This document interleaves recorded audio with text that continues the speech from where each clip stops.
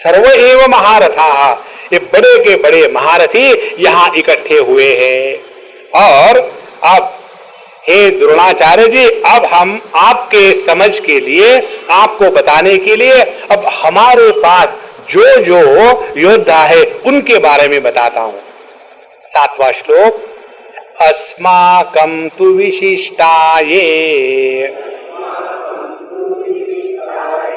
तान्निबोध द्विजोत्तम नायका मम सैन्यस्य संज्ञार्थं तान् ब्रवीमि ते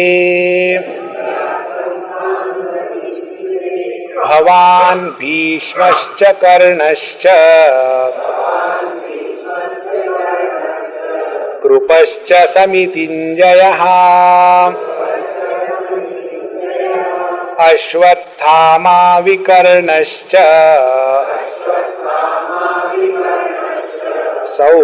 सौमदत्तिस्तथैव च अन्ये च बहवः शूराः मदर्थे त्यक्तजीविताः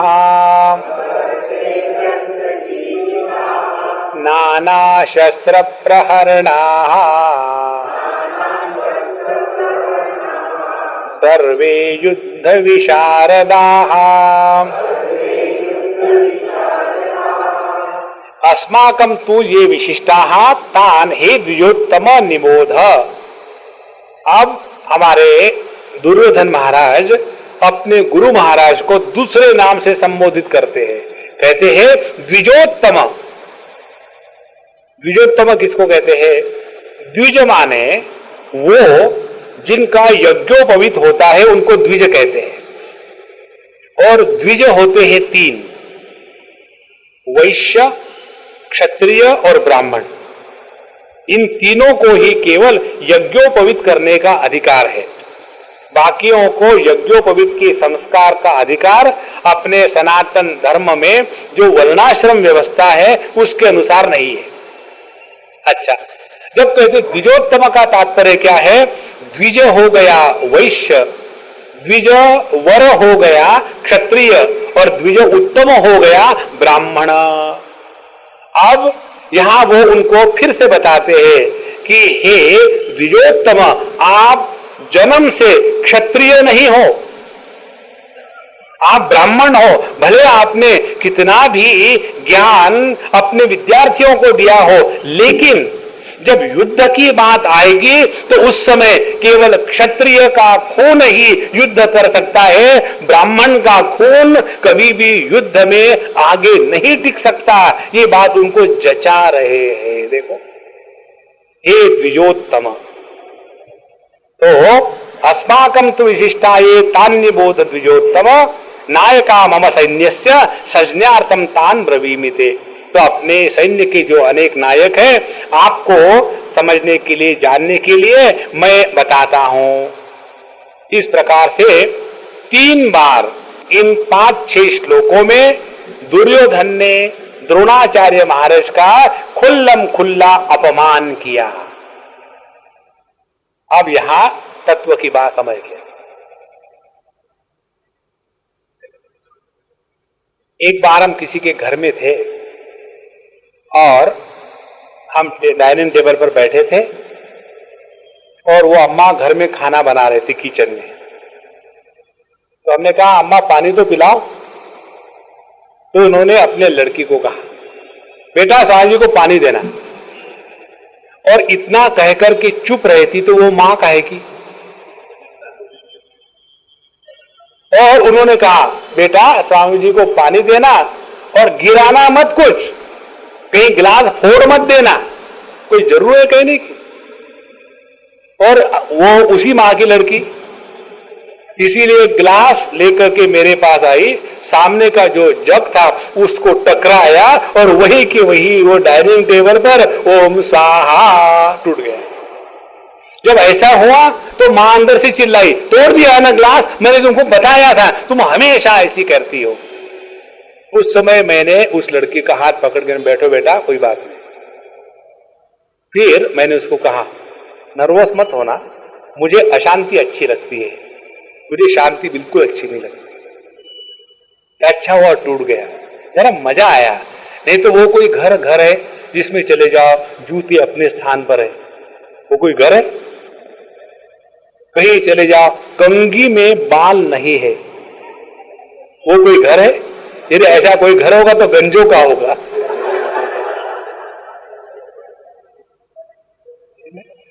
खाना खाने के बाद प्लेटें बिना साफ करके पड़ी हुई है, ऐसा घर होता है। तो फिक्र मत करो। तो वो बैठी तो बोले, स्वामी जी वो बहुत नर्वस हो गई। तो स्वामी जी मुझे आप कुछ बताओ, क्या कि मेरे से ऐसा क्यों होता है? तो हमने कहा, अब तुमसे ऐसा नहीं होगा, जब भी तुमको कुछ भी करना है ना तो मुझे याद करो। स्वामी जी मैं ये कर रही हूं, अब देखो उसके बाद तुमसे कोई गलती नहीं होगी। उसके बाद उसके माँ को मैंने कहा कि अम्मा, वो लड़की को बाहर भेज दिया। फिर मैंने उस अम्मा को कहा कि अम्मा मालूम है ये ऐसा क्यों होता है? तुमने बचपन से अपने उस बच्चे का आत्मविश्वास नष्ट कर दिया है। कोई भी बात या काम मेरा बच्चा या कन्या करती है तो गलत ही करती है, उसको बता बता करके उसको तुमने गलतियां करने में एक्सपर्ट बना दिया है। जब हम अगले व्यक्ति का, चाहे वो हमसे बड़ा हो चाहे वो हमसे छोटा हो, उसका नित्य निरंतर यदि अपमान करेंगे तो उसकी अस्मिता नष्ट हो जाती है। जिसकी अस्मिता नष्ट हो जाती है वो व्यक्ति कोई भी कर्म करने में सक्षम नहीं होता।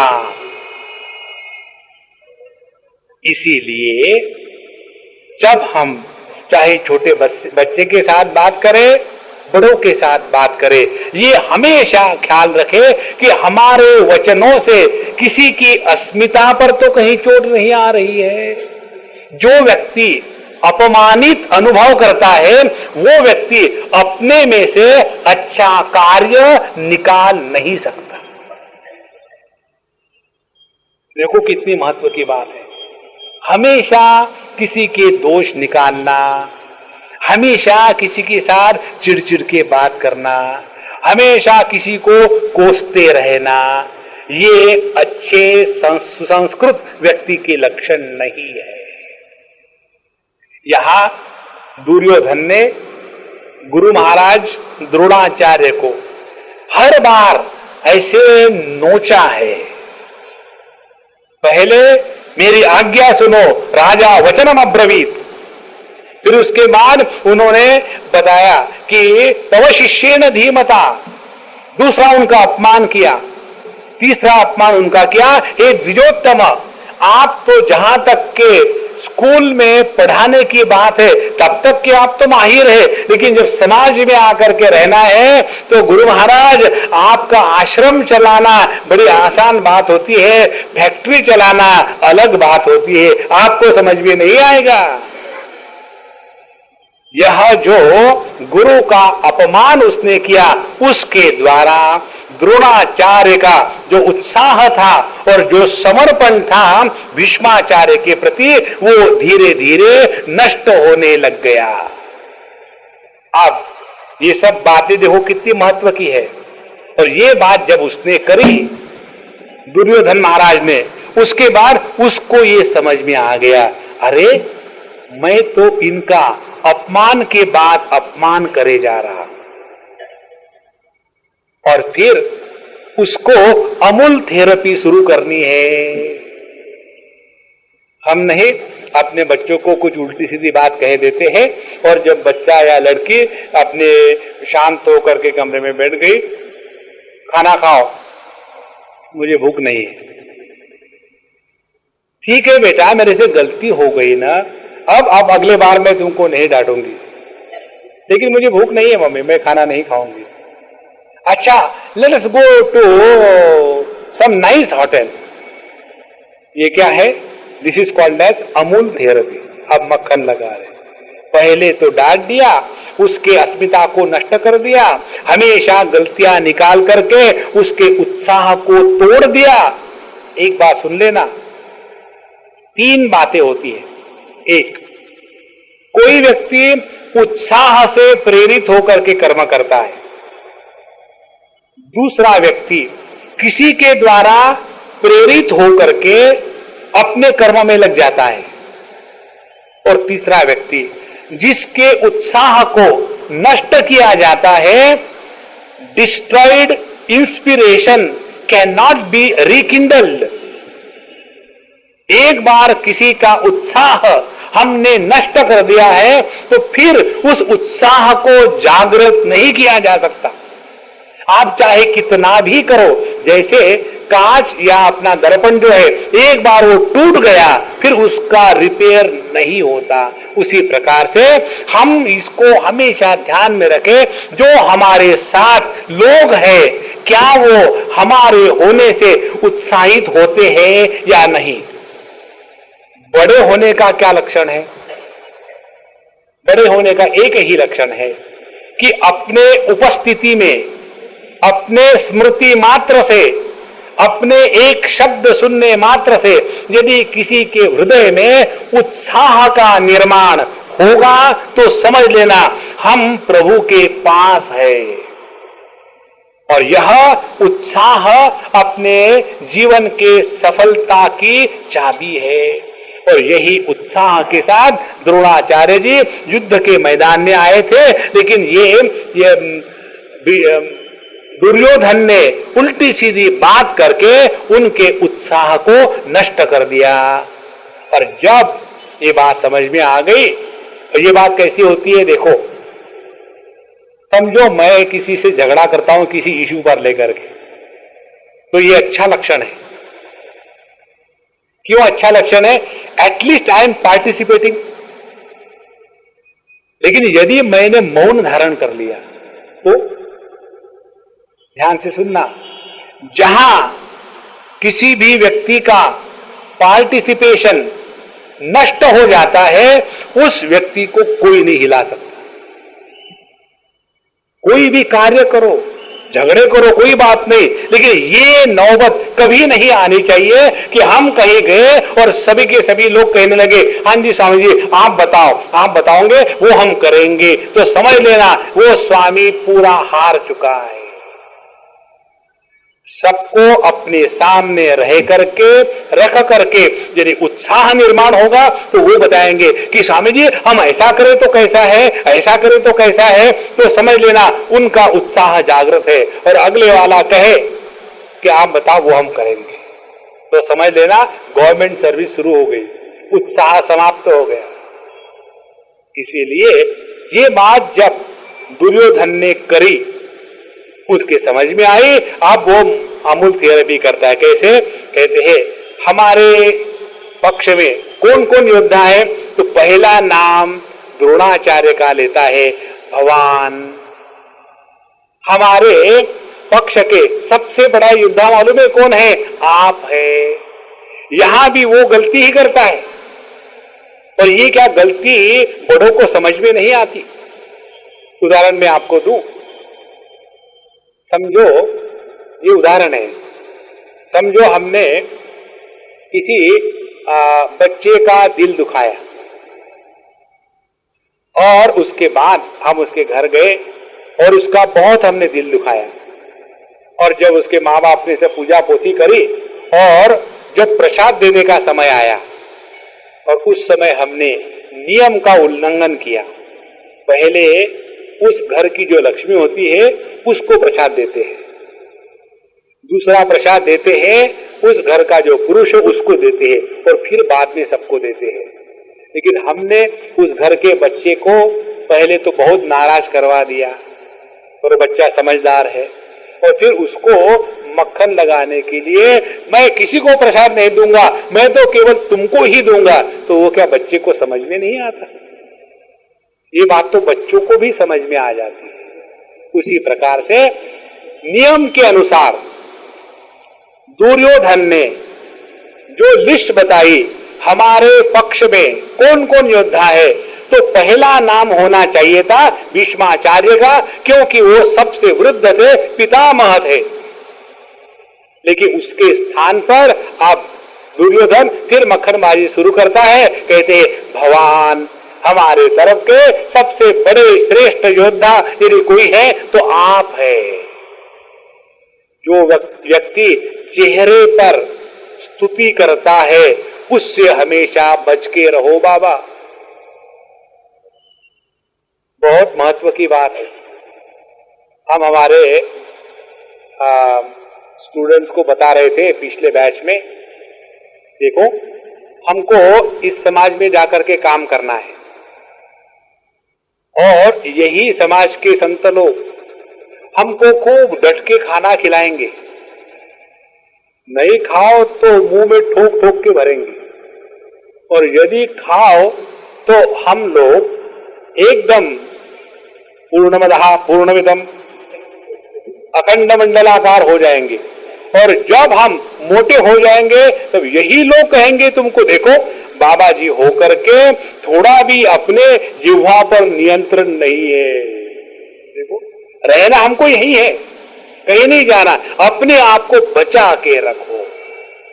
तो यहाँ दुर्योधन ने जब कहा कि ये हमारे तरफ के बड़े बड़े जो श्रेष्ठ योद्धा है, सबसे पहले तो आप है, फिर भीष्माचार्य है, फिर कर्ण है, फिर कृपाचार्य है, और इस प्रकार से अश्वत्थामा, विकर्ण, सौमदत्ती, अनेक प्रकार के बड़े बड़े योद्धा हमारे पक्ष में है। इसमें से भी उन्होंने नाम किस किसके लिए, पहले भगवान माने द्रोणाचार्य, फिर कृपाचार्य। कृपाचार्य कौन थे? उनके ब्रदर इन लॉ थे। आपके ब्रदर इन लॉ, आपके पुत्र, देखो कितनी मक्खनबाजी है। ये सब जब हुआ तो द्रोणाचार्य शांत रहे, क्योंकि मूर्खों के मुंह नहीं लगना चाहिए। वो शांत रहे और उसके बाद आप ये दुर्योधन की ममता का प्रसंग वेदव्यास प्रस्तुत करते, कहते हैं अन्ये च बहवः शूराः मदर्थे त्यक्त जीविता। धृतराष्ट्र की ममता क्या थी? इस मेरे राज्य के लिए मेरे बच्चों को मिलना चाहिए। जड़ वस्तु को लेकर के जो ममता थी वो तामसिक ममता। अब कर्म को लेकर के जो ममता होती है वो होती है राजसिक ममता। ये जो राजसिक ममता के जो शिकार है उन लोगों को यदि पनिशमेंट देनी है तो 2 मिनट शांत करने को या शांत बैठने को बोलो। शांत बैठेंगे तो भी वहां वो पैर हिलाते ही रहेंगे। क्यों? कि उनका रजोगुण उनको एक क्षण शांत नहीं बैठने देता। तो यह दुर्योधन कहता है मदर्थे त्यक्त जीविता है, माने ये जितने भी राजा यहाँ इकट्ठे हुए हैं मेरे लिए मरने को तैयार है। उनका मरना महत्व का नहीं, मेरे लिए मरने को तैयार। यह दूसरी ममता। जब हम अपने जीवन में इस प्रकार से किसी भी कर्म को लेकर के ज्यादा उलझ जाते हैं तब समझ लेना हम इस रजोगुणी ममता के शिकार हो रहे हैं। 5वें अध्याय में भगवान श्री कृष्ण हमको बताएंगे जीवन में कर्म के प्रवृत्ति और कर्म से निवृत्ति, इन दोनों का संतुलन होना आवश्यक है। जिसके जीवन में प्रवृत्ति ही प्रवृत्ति है, निवृत्ति का नाम नहीं है, ऐसा व्यक्ति स्वयं परेशान रहता है, दूसरों को परेशान करता है। और यह जो राजसिक ममता है ये स्वयं को इतनी दुखी करती है और दूसरे लोग उसके कारण दुखी होते। कैसे? कई घरों में आपने देखा होगा वयस्क लोग वयस्क होने के बाद भी घर गृहस्थी से अपने मन को हटा नहीं पाते और हर चीज में उनका मन होता है। आज सब्जी क्या बनी है, यहाँ कर्टन कौन से लगेंगे, ये फर्नीचर ठीक है, यहाँ खीला ठोकना है, हर चीज में उनका मन जाता है और वो अपने बच्चे को अपना संसार नहीं जीने देते। फिर ऐसे व्यक्ति दूसरों के लिए परेशानी खड़े कर देते हैं। यह राजसिक ममता का भी हमको त्याग करना चाहिए। मदर्थे त्यक्त जीविताः नाना शस्त्र प्रहरणाः सर्वे युद्ध विशारदाः। ये सभी के सभी युद्ध में विशारद है, बड़े अच्छे हैं। इस प्रकार से अनेक शस्त्र धारण किए हुए राजा लोग हमारे पक्ष में आ गए हैं। अब यहां तक दुर्योधन ने द्रोणाचार्य जी के सामने जाकर के उनका अपमान करते करते उनको ये सब कुछ बताया। ये सब बताने के बाद अब उसका मन तो उसको काट रहा था। फिर उन दोनों पक्षों की वो तुलना करता है, और जब ये दोनों पक्षों की तुलना करता है तो उस तुलना में भी उसका केवल संदेह ही व्यक्त हो जाता है। द्रोणाचार्य, भीष्माचार्य, इनके प्रति उसके मन में आखिरी दम तक कभी भी ये विश्वास नहीं था कि ये पांडवों के पक्ष में मिल नहीं जाएंगे। हमेशा उसको ये लगता था आज उठे, पता नहीं द्रोणाचार्य कहीं पांडवों के पक्ष में चले तो नहीं गए, कहीं भीष्माचार्य पांडवों के साथ मिल तो नहीं गए। ऐसा संशय युक्त दुर्योधन जब हमेशा ऐसे वचन करता है, ऐसे व्यक्ति के विचार किस प्रकार से है, यह वर्णन अगले श्लोकों में है। 3 प्रकार के रिश्ते होते हैं। पहला रिश्ता व्यक्तियों में, दूसरा रिश्ता व्यक्ति और भगवान में, और तीसरा रिश्ता भगवान का जगत के साथ। जब हम अपने व्यक्तिगत रिश्तों में रहते हैं तब हम संसारी होते हैं। जब हमारा रिश्ता हम भगवान से जोड़ते हैं तब साधक बन जाते हैं, और जब भगवान का जो रिश्ता जगत के साथ है उसमें जब स्थिति प्राप्त कर लेते हैं तब सिद्ध हो जाते हैं। तो संसारी से उठ करके साधक बनना है और साधक से ऊपर चढ़ करके सिद्ध बनना है। ये 3 रिश्तों का खेल माने जिंदगी। अब इन 3 रिश्तों का विश्लेषण करें। जब हमारा रिश्ता व्यक्तियों के साथ होता है तो मैं एक व्यक्ति, दूसरा एक व्यक्ति, तीसरा एक व्यक्ति, चौथा एक व्यक्ति, ऐसा जो व्यक्तियों के साथ रिश्ता है उस रिश्ते में किस प्रकार की भावना होती है? पहली भावना जिसमें अनेक प्रकार की तुलना चलती है। अब ये हिंदी में ठीक से समझाने के लिए मैं अंग्रेजी में बोलूंगा, क्योंकि सभी के सभी ज्ञानी मेरे तरफ ऐसे देख रहे हैं कि फ्रेंच में बोल रहे हैं, कि इटालियन में बोल रहे हैं, कि हिंदी में बोल रहे हैं। तो ठीक है, मैं अंग्रेजी में बोलूं तो आपको हिंदी जल्दी समझ में आएगी। There are 3 kinds of relations. One, relations between individuals. Second, relation between the individual and the Lord. Third, the relation of the Lord with the whole world. When we talk of relations among the individuals, there is bound to be competition, jealousy, comparison, struggle, achievement, failure. Swami ji आपने तो हिंदी में प्रवचन करने को कहा था। अच्छी बात है बाबा, हिंदी में आ जाए। अपनी राष्ट्रभाषा झगड़ा करने के लिए सबसे बढ़िया है। आप देखते हो ना, बंबई के लोकल में जब लोकल मराठी लोग झगड़ा करते हैं तो वो मातृभाषा में झगड़ा नहीं करते, राष्ट्रभाषा में झगड़ा करते। अच्छा, जब हमारा रिश्ता सापेक्षता का होता है, सापेक्षता मीन्स रिलेटिव एग्जिस्टेंस, एक की अपेक्षा में दूसरा, तो मैं एक आदमी हूं, दूसरा है, तीसरा है, चौथा है, उनके साथ मेरा रिश्ता कैसा रहेगा? उसके पास होंडा है और मेरे पास हनुमान जी है, माने मारुति। तो ये होंडा मेरे सामने जा रहा है, इसको दिखाऊंगा, और उसके लिए फिर कुछ भी करेंगे। तो जहां, ध्यान से सुनना, जहां हमारे रिश्ते में तुलना होती है, वहां हमेशा जेलसी, फ्रस्ट्रेशन, एंगर, एक दूसरे के साथ लड़त रहना, एक दूसरे से तुलना करना और आगे कैसे बढ़ूं इसके लिए परेशान होना। और जब तक इस तुलनात्मक दृष्टि से हम जिएंगे, तब तक के आपको हम गारंटी देते हैं कभी भी शांति नहीं मिलेगी। तो क्या करें? अपने जीवन से एम्बिशंस को निकाल डाले? बिल्कुल मत निकालो, एम्बिशन को रखो। क्या अपने जीवन में तरक्की प्रगति ना करे? बिल्कुल बहुत करो। फिर कैसे करे ये हमको सीखना है।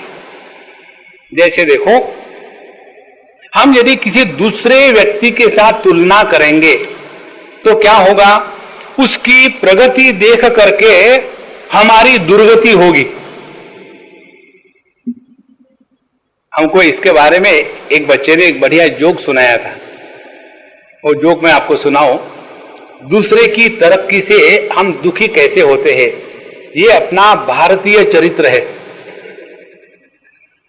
एक जगह में एक एग्जीबिशन लगा हुआ था, स्कूल का, कॉलेज का, और उसमें सभी स्पेसिमेन रखे थे, फ्रॉग, अर्थवर्म, क्रैब्स, इस प्रकार से।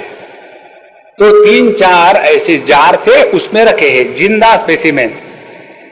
तो एक जगह, एक स्थान पर, टेबल पर 4 जार थे और उसमें 4 प्रकार के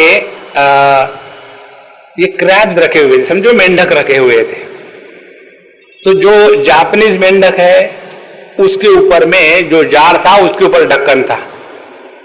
दूसरे अमेरिकन मेंढक थे, उसके जार के ऊपर में ढक्कन था ताकि वो उड़ के चले न जावे। लेकिन जब अपने इंडिया का जार था, उसके अंदर में मेंढक थे, उसके ऊपर ढक्कन नहीं था। तो पूछा गया, भैया आप भूल गए क्या इसके ऊपर ढक्कन रखना? बोले नहीं, उड़ नहीं जाएंगे। और ये उड़ नहीं जाएंगे क्यों? कि जब एक आगे बढ़ता है तो दूसरा खींचता है। देखो कितनी सुंदर तरीका है। तो जब तक हम इस सापेक्षता के जीवन को जिएंगे, तब तक के कभी भी शांति नहीं होगी। अब इसी को दूसरे तरह से देखें। यदि हम किसी की तरक्की, किसी का भला देख करके आनंद की अनुभूति करें, तो हमको दुखी होने का चांस ही नहीं मिलेगा। देखो, क्योंकि इस दुनिया में कोई ना कोई कहीं ना कहीं तो तरक्की कर ही रहा है ना। तो जो व्यक्ति दूसरे के तरक्की में खुश होता है, वो स्वयं कभी दुखी हो ही नहीं सकता। और ये दूसरी स्थिति आने के लिए हमारे शास्त्र दूसरे प्रकार का रिश्ता बताते हैं। कौन सा दूसरा रिश्ता है? हमारा जीव का रिश्ता भगवान के साथ। जब हम भगवान के साथ रिश्ता रखेंगे तो क्या होगा? भगवान के साथ कंपटीशन नहीं करेंगे। फिर क्या होगा? उनके सामने समर्पण होगा। जिसके जीवन में समर्पण प्राप्त हो गया है, वो व्यक्ति नीचे गिरता नहीं। क्यों? कि समर्पण माने ऑलरेडी सरेंडर्ड। सरेंडर ये शब्द हिंदी और अंग्रेजी का हाइब्रिड है। सरेंडर माने सर माने हेड, अंडर माने नीचे। जो अपने सर को नीचे झुका करके चलता है प्रभु की दुनिया में, उसका कभी अपमान हो ही नहीं सकता। तो ये कंपटीशन से जब तक हम हटेंगे नहीं, तब तक के दुखी रहेंगे। तो उसके लिए करें क्या? उसके लिए कंपटीशन करें, लेकिन किसके साथ? दूसरों के साथ नहीं, अपने साथ। पहले मुझे हर 3 मिनट में बड़ा जोर से गुस्सा आता था। अब मैं साधना कर रहा हूं। क्या साधना कर रहा हूं? कि दूसरे तो कितना गुस्सा करते हैं, मैं तो कम गुस्सा करता हूं। ये साधना नहीं है। साधना क्या है? पहले तो मैं हर 3 मिनट में गुस्सा करता था, अब हर 5 मिनट में गुस्सा करता हूं। माने गुस्से की मात्रा कम हो गई। और फिर हर 15 मिनट में गुस्सा करता हूं, गुस्से की मात्रा और कम हो गई। तो हमको कंपटीशन यदि करनी है तो अपने ही साथ करे, तब जाकर के तरक्की होती है। ये बात हमारे दुर्योधन महाराज को मालूम नहीं थी। ये बात हमारे धृतराष्ट्र जी को मालूम नहीं थी। और इसीलिए जब उन्होंने पहले तो पांडवों के सैन्य जो था उसका पूरा विवरण दे दिया, उनका विवरण देने के बाद फिर उन्होंने विवरण दिया है जितने भी कौरवों के सेना में थे, ये दो आ गए, अब दोनों की तुलना कर रहे हैं। अब यहां एक और महत्व की बात, जब तक हमारा मन तुलनात्मक दृष्टि से रहता है, as long as we function in the field of comparisons, we cannot go ahead in life. Comparison करना यही अपने मन का बंधन है। जिसको जो मिल रहा है वो प्रभु की इच्छा से मिल रहा है, दूसरे के साथ हम कंपेयर क्यों करें। एक बार हमारे आश्रम में शादी हो रही थी और सबसे बढ़िया जोक आपको सुनाऊं, आश्रम में शादी हो रही थी और हमको जाकर के वहां उनको आशीर्वाद देना था, इससे बढ़िया जोक क्या हो सकता है। तो वहां जब हम गए उनको आशीर्वाद देने के लिए, तो रास्ते में किसी ने टोका, स्वामी जी कहां जा रहे, हम जो कर नहीं सके ये जिसने किया है उसको आशीर्वाद देने के लिए जा रहे। तो जब तक हमारे मन में ये कंपैरिजन रहेगा ना, शांति नहीं रहेगी।